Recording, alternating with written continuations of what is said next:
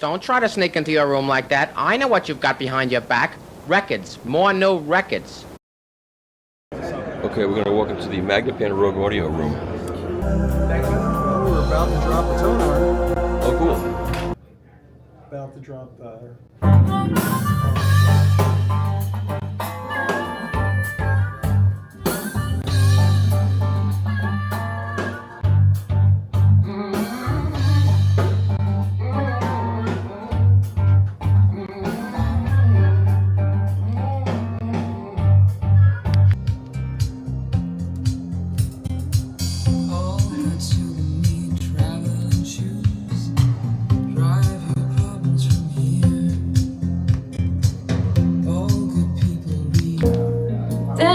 Something extra to kind of see them do. Thanks, guys. Nothing turns a day on, really gets it done. Like a little bit of loving from someone and someone like you. Truly time and phase coherent system. You can pass a square wave through the system. So this is a brand new Soda turntable with a direct drive platform in there, and there's the Alphason arm on that side, and that looks like a Frank Schroeder arm on the other side. And I've seen the measurements on this platter speed, and it's pretty impressive, but we'll talk about that later. And what is this going to sell for? This is just a prototype, so it's not what it looks like, but this will start out at $22,000. Okay. And it works its way up to the diamond. My age is not good news. And I've been working, I had to, Peter Madnick, who's a designer, electronics designer that works with us, I had to take him to his house the other day, and I nearly wrecked my back getting him in the car. So I found the perfect solution to moving these speakers, or any heavy speaker. It's called a mortuary cot. And it's what morticians use to take dead bodies out or to transport the coffins. And it flattens down to the ground, and there's a lip, so you can just use it as a regular dolly. You slip it under the speaker, you lean it down onto the floor, and then either end you can keep just seesawing it up, and then it sits at exactly the right height for my station wagon to just roll it in. And you've seen these stretchers when they roll them into the ambulance, the wheels just kick up behind it. Mm-hmm. This cot does the same thing. So I can just load the speaker into the car and drive off. My wife was appalled when I told her I was going to buy one of these. And she said, just promise me you won't buy a second-hand one. So no, they're available on Amazon, just saying. So. And then there'll be one final use for it too. So exactly. Well, no, I hate to say it, your funeral will be cheaper by that. So, yeah. But there'll be almost immediate use as well, because my back, I've been designing speakers for a long time. Yeah. Every speaker engineer has a bad back, and I do. And sometimes I'm crashing to the floor and can't move. So they can take me home. But just load me onto the car and load me into the back of the car. So, I've got all angles covered with this. So, what's the sensitivity for the speakers? Same as the bookshelf, so it's 87 dB. Because basically, since it's the same driver, I transferred the crossover from the bookshelf into this, but then added the high pass to roll it off in the bass, and then the low pass crossover for the bass driver. But the crossovers are considerably bigger. The one on the Source Point 8 is about that big, but it's all upgraded on here. So I've got two crossover boards that are about this big, stacked on top of each other, mounted on the back panel. I increased the size of that back panel so I could get them in and mount them. So it's a very substantial crossover. Everything's about it is substantial. So that's going to be my next subwoofer. I'm going to call it the substantial, or the substandard. I think that's a good name for a subwoofer. So let me play you some music. So Alan Perkins, I've known you at least 5 years now, and this is your latest turntable that I have in for review. That's right. And why don't you tell us a little bit about this turntable? All right. It has a synchronous motor that can play 33, 45, 78. That's all got fine adjustment capability. and simple switching on off, and you have a readout to know your speed. You can trim it, like I'll turn it up a 33.4, so it's very adjustable. This is the master deck arm, and it's unique in that on the vertical plane is a unipivot, and it also incorporates a gimbal for the vertical motion. So it's kind of a unique design that way. The unipivot is stabilized by two ruby balls that rotate on the central shaft. These bearings on the side are ABEX 7s. They are very, very high tolerance bearings. And it offers all the adjustments, and one other cool feature is the removable head shell. There's one screw here. You loosen it slightly to adjust azimuth. You can, use a pen to make a mark here if you want to keep a record of where you had your cartridge and have multiple cartridges, pre-set up. And just that little screw tightens it back up again, or lets you take it off. That's great. Now, I noticed in the other room, the turntable is a different pulley. Is there any reason for that? Yeah, we we have experimented a lot with speeds and how quiet the motor can be by adjusting speeds and the algorithms that drive it. And one of the changes we made required a different pulley. And I think that this was just a prototype table that works well, so we brought it to the show. Is the one across the way that I forget what one my pulley looks like, but I think the one across the way is an older table. It is a smaller pulley than this. yes, exactly. And so and this is a $6,000 turntable With arm, yes. with arm. Yeah, Not without a cartridge, but yes, with arm. that's great. Okay, that's all I need to know. Thank you, Alan. Yeah, my pleasure, Michael.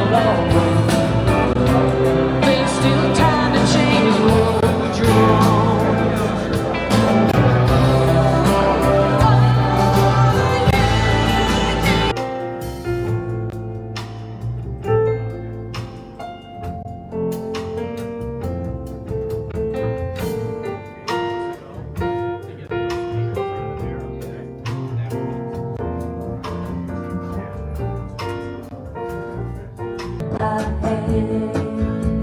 so busy. It's like, Oh yeah. I met a dog that's hypoallergenic, and the poodle made him photogenic.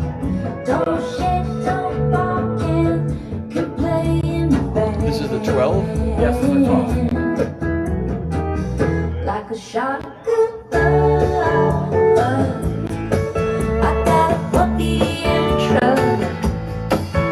If you see us rolling up, thumbs up, puppy and a truck. I don't got no kids, I don't got no kids, I don't got no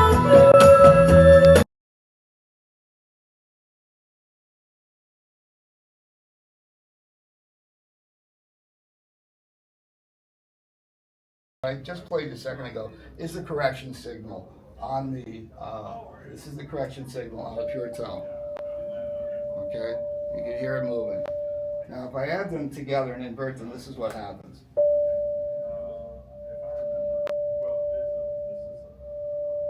Okay? Why? Alright? So we do these kind of things to see what the performance level is that we're getting and to ascertain to be sure that there's no confirmation bias involved. But I'm going to go back to that Sinatra for a second. And this is the thing, is that there's a couple things going on in there. One is the groove. Imagine that the machine, that known thing you saw happening a few minutes ago,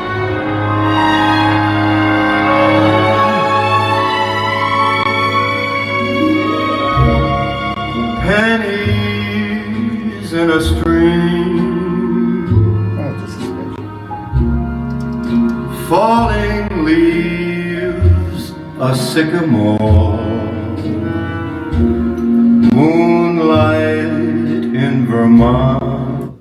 All right, so imagine, since you just saw what kind of oceanic motion that a really great machine will introduce into the groove. Yeah.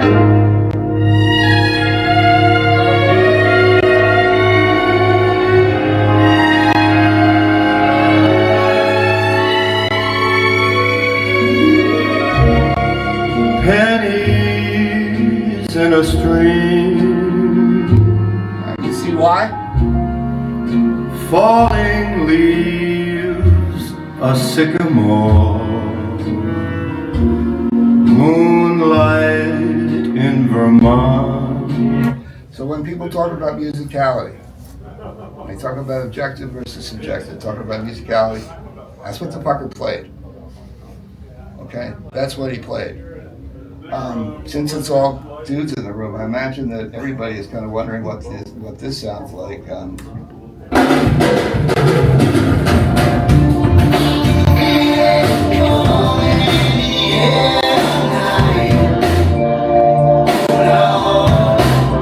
feel like Beavis and Butthead all of a sudden. But here's what actually was played, and you'll hear a different tonality in the toms and the space.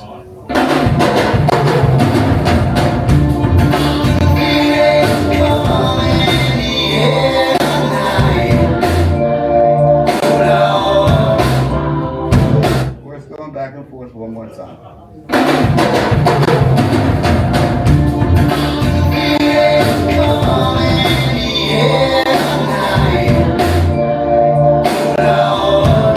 Great performance, great recording. Good job, Hugh. Good job, Phil. But that's what we hear, what they heard.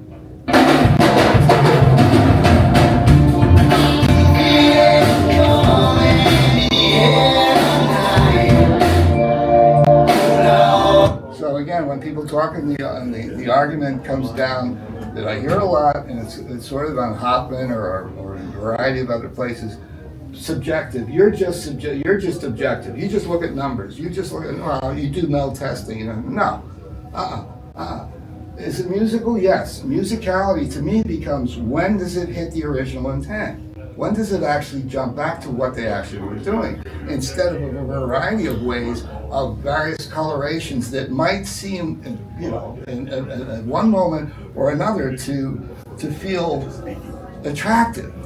Okay, now on the other hand, I've seen some stuff that's phenomenally bright that needed to be sat on. Turn it down just a smidge. This one's really fun. I really love this because this is a real run-of-the-gun Atlantic Records. This is Erasmus. This is Tom Dowd. What you trying to do to my heart? It's a pretty good recording. What you trying to do to my heart?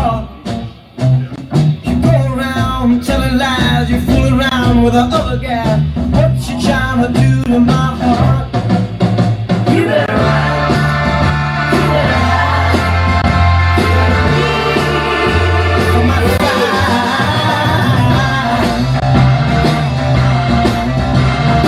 I know Michael was the last thing he talked about compression. It's fairly compressed.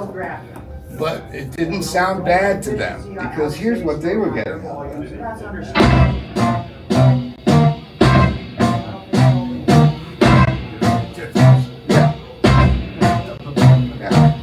you trying to do to my heart? And this is the Rascals. This is the bar What you band. trying to do to my heart? You go around telling lies, you fool around with the other guy. What you trying to do to my heart? You better run, you better hide, you better leave from my side.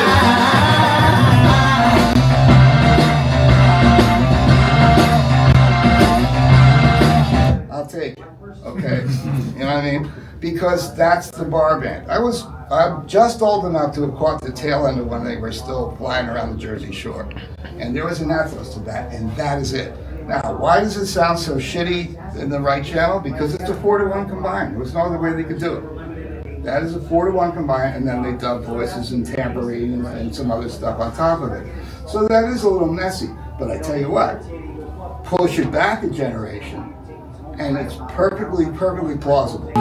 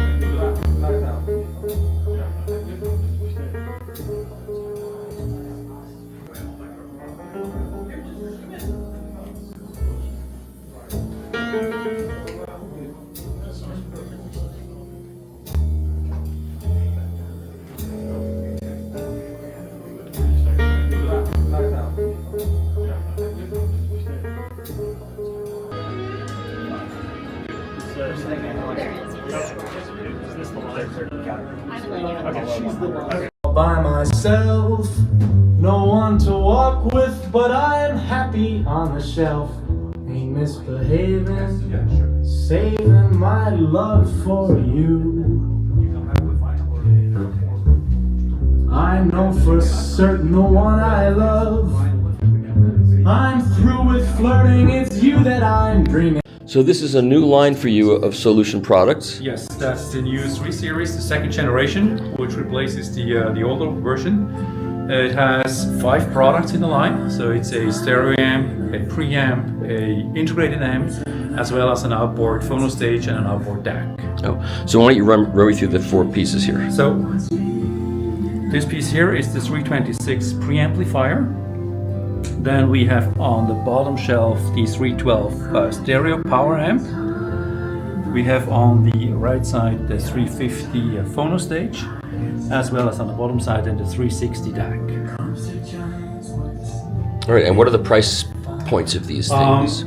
They are not finally set. I think here for the US, we can afterwards ask maybe Axis Audio for the pre-sales pricing, but I can just give you rough prices. Roughly the 326 is going to be something like 20 to 25. The 312 as well is around 20 to 25 most likely. Okay. Here we are talking about 15 to 20 on the phono stage, and the DAC is most likely around 20. But you have you should ask Access Audio Okay. for the precise pricing, right? Yeah, okay, well, these are approximate prices. There's That's good enough for approximate, now. they will actually then Yeah, set and when the are these price. going into production? We have planned to have production in June. Okay. Yeah. Because obviously I'd be interested in reviewing that at some point. Sure, if it's sure. possible. All right. And that's all you got? That's what's new. Okay. Just over there we have the integrated amp, which is the fifth product in the line, which is, let's say, the same boards, the same technology as the outboard products, just all in one chassis. So you have a preamp, the power amps. You can also add the phono stage as well as a DAC. So modules. Yes.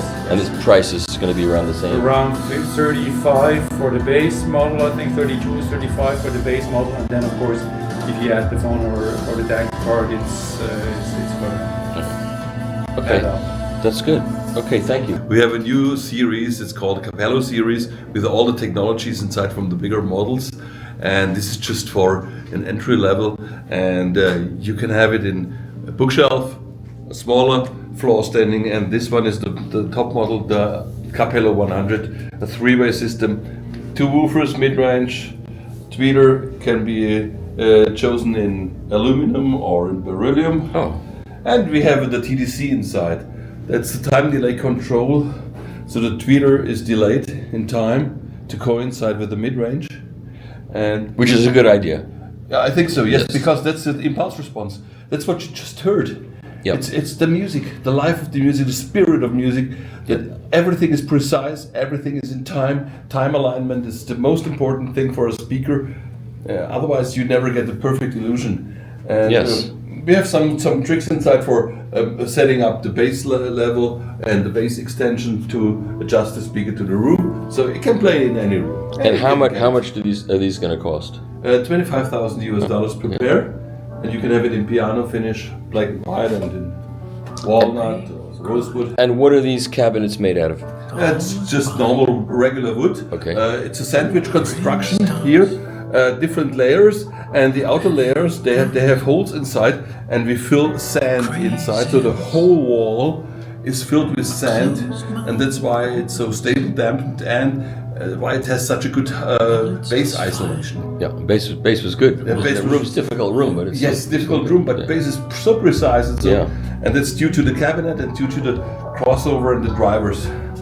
Drivers are new; they are made by us, by ourselves. Just the beryllium tweeter. You make these yourselves? So just like the old isophone connection. Yeah. So we produced a lot of drivers in the last 100 years. Right. almost 29. And so you can have a choice of beryllium or aluminum. And is the difference in price? Yeah, $5,000 per pair. Difference. It's difference between beryllium and aluminum. And after you get the aluminum ones, can you call up your company and say, hey, could you switch out to the other ones? Or Absolutely. You could do that? Yeah, of course. Oh, cool. You can start with aluminum and then just exchange the drivers, and that's it. Good. You don't have to adjust the frequency crossover. Everything's inside. Great. Okay, that's it. We've done it.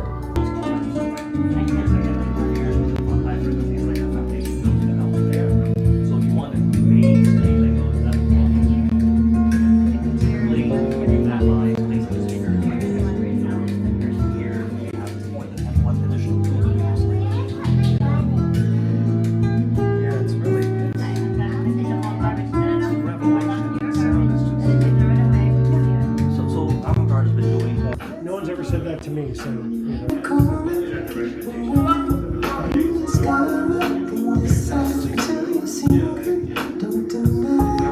Okay, Mathhew Webster, it's nice to talk to you. And very good to talk to you. So when did you buy this company? This is kind of like Victor Kassem and the Razor thing. No, I'm one of the investment team, but from my point of view, I was a YG customer from 2015 or 2016. And I'm lucky enough to have been able to pick just about, I sound like Victor Kassem already, pick just about any loudspeaker I wanted. And the YGs for me were extraordinary. I'd already worked with YG to improve the crossover. Are you the guy responsible for improving the crossover? Yes, I may be that person. Because when I first heard them, I didn't respond to them too well. And then one year I went to CES, And I walked in the room and, whoa, this is good. And I went out to Rick Rubin. I was walking around the show with Rick. I said, Rick, I want to take you to the YG Acoustics room. And he goes, oh, I've heard those speakers. I really don't like them. I said, this is not what you heard. Yeah. And I dragged him in there. Well, I brought him in there. I didn't drag Rick Rubin any place. And he listened. He heard the same thing I heard. They were more coherent. They just sounded right. So you did that. I think that was, I was talking to Yoav at the time, and so I was already sort of involved on the design. My background is computational simulation, maths, and science. I've been working with sort of simulation of everything from biochemistry to acoustics, underwater acoustics, hypersonics, things like that. And for me, all the way through, a passion's been hi-fi and listening to music. And so it was just such a privilege to be able to work with YG. So I started in 2020. Yeah. And yeah, for me, it was great because I kind of feel there's hi-fi systems are about this magic, this goosebump thing. Yeah. And it's, in my head, it's not accuracy. We're not trying to make a laboratory instrument. You're making something that transports you to this state of enjoying the music. There's so much manipulation, not every track, but with most tracks, before it actually gets to the recording you're listening to. This understanding what does this magic has been what's driven me. And that's what I think over the last 4 years we've been pushing for at YG. And you're located in Colorado? No, I'm based in Cambridge in the UK. So in the UK? Our research and development now is mainly done from the UK in Cambridge, and all of our manufacturing is still done in Colorado. Oh, was it originally in Colorado?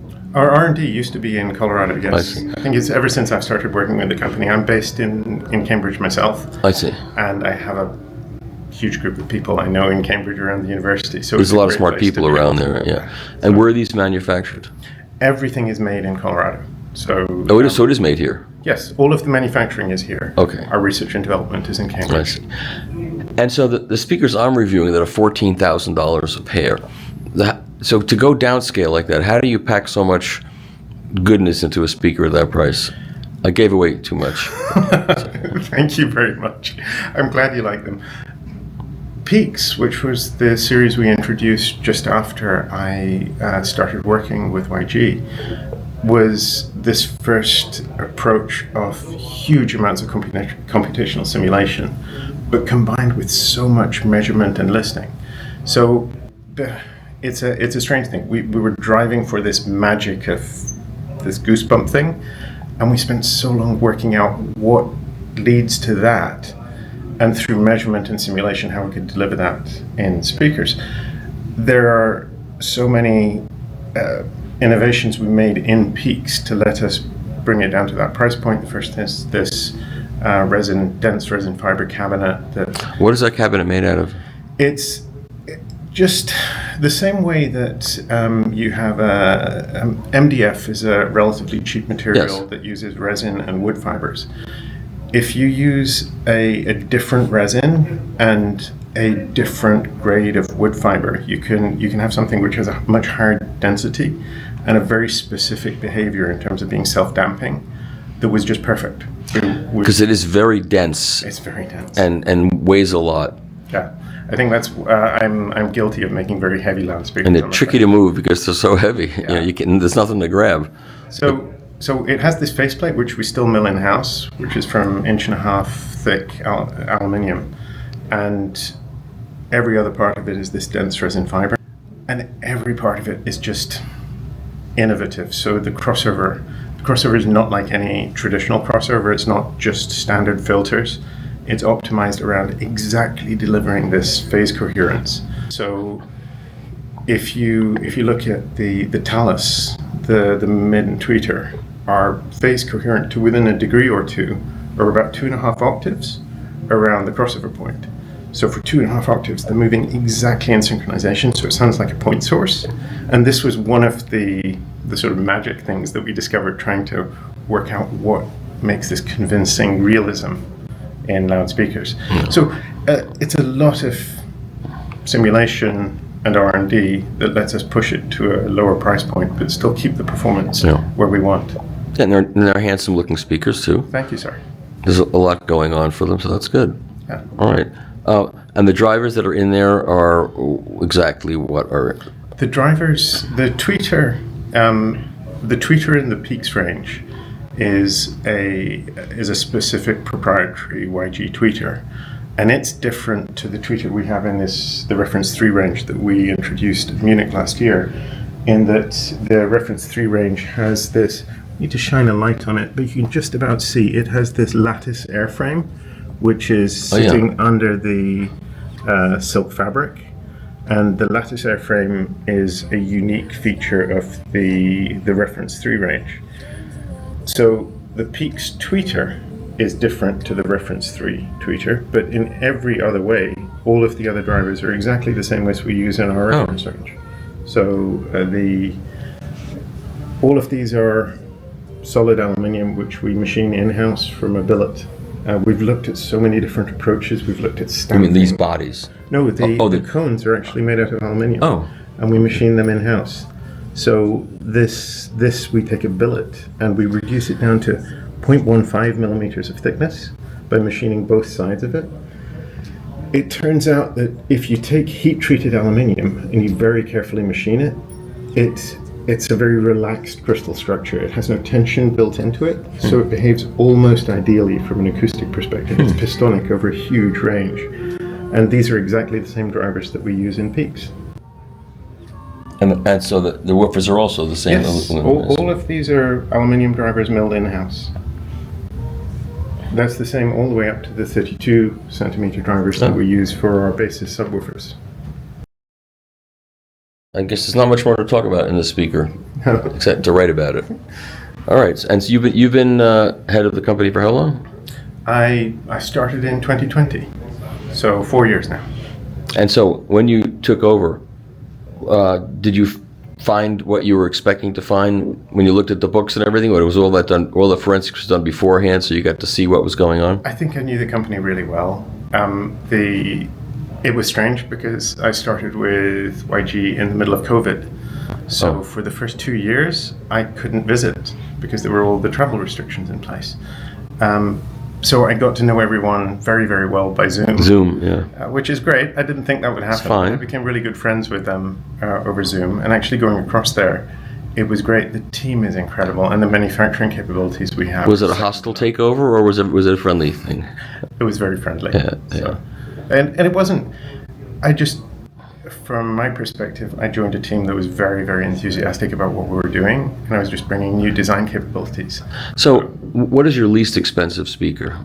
Least expensive speaker is the Cairn in the Peaks range, which is just under $8,000. Okay, and so the one that I'm reviewing is $14,000. It's still near the lower price point of the speakers. Yes. And there's a lot of speaker there for $14,000. We like to think so. We've done our very best. Yeah. It's really nice to. It's a lovely thing to build cost no object speakers that. Of course. That's easier though, yes, isn't it? Easier to do that in some ways. Not in every way, but in some ways. It's easier because you don't have the constraints. It's always challenging to get that final ounce of performance out. Yeah. But to push that to a reduced price point, to make it more accessible, to have a bigger marketplace that can listen to it, is much more difficult. Yeah. And it's something that, to be honest, we're much more proud of. But that's a really attractive price point to get a floor standing speaker in at 14K, and also looks attractive. Thank you. But if you have little kids, you can't have those speakers. No, I think it's a problem with a lot of speakers. Yeah. I think. But what if you made some kind of cover when you're not listening? We've looked at that. It's actually. I think it makes a lot of sense. It's something that we have a couple of designs that we're looking to introduce. The challenge is to come up with something that doesn't impact the sonic performance, because the problem is. Well, you take it off when you're. I understand. The challenge is some people don't do that, and it's a challenge for us. We'd love to have a cover that has minimum acoustic impact, because we know some of our customers will leave it on.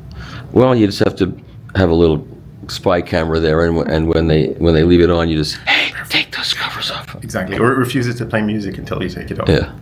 Okay, well, this has been great. Thank you. Now, if I give it a really negative review, it'll be really nasty, won't it? But That's good. I'll be ready for it. Okay, no, it's not going to happen. All right, thanks so much for Thank talking you very to me. much. Okay. So are these gallium nitride tubes in there? No, actually, excuse me, is it possible we give him some light here if you... Okay, Thank you. she's trying to... No, those are actually, this is just simply a decoration, you know, the idea... Oh, really? The idea, no, it's a Class D amp, but basically it has this mysterious quality of the top big tube-like, and when you listen to it, it really sounds like tube. And we put this in to just basically give this impression To suggest it to people. To suggest Yeah, it to people. It's a marketing trick. That's and it's copied actually from the AGD Alberto's design with his permission. It's not my idea. Yeah. And we both did the same thing.